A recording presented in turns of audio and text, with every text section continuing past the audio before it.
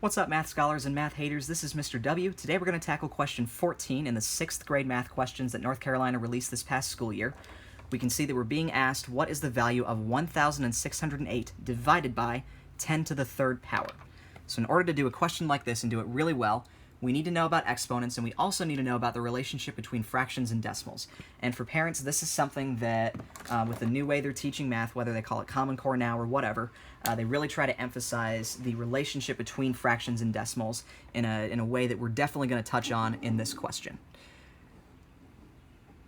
All right, so to start with, I want to look at 10 to the third power. And I want to remind myself that this exponent of 3 means that I take my base number, which is 10, and multiply it by itself 3 times. 10 times 10 times 10.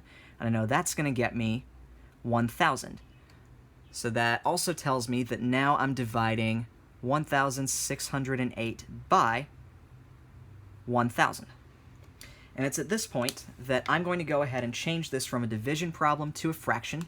It's the same problem, it's the same idea, we're just using different symbols to talk about it.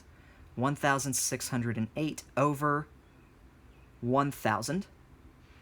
And now I can see that this is an improper fraction.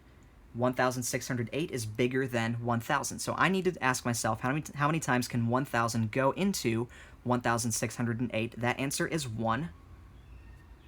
And 608 thousandths. And it's at this point when parents, if you're confused about how fractions and decimals have been taught to your child so far and how it's different from how you learned, this is where it becomes really useful to know about this, because in school, your child will have been learning to say a number like 1.608 as you would read it as 1 and 608 thousandths.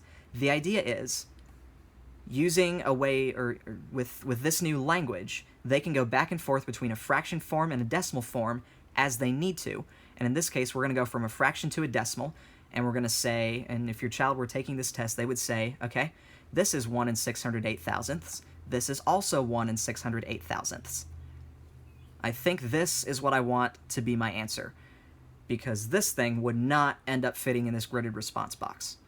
So even though these are all correct, even though these are all good forms, unfortunately the point of this question is to get to the form that's best to write inside this gridded response board. And specifically, 1.608 is how we would write that. I give every digit and the decimal place their own box, and I need to find my 1 bubble under my 1, find my decimal bubble under my decimal, find my 6 bubble under my 6, find my 0 bubble under my 0, and find my 8 bubble under my 8, and that's how I would have to write out and bubble in my answer for question 14. And I just realized you couldn't see most of the work I did there. Well, you kind of could. I'll scoot it out so that you can see everything, so that if you want to take notes on it or screenshot it or whatever, you can.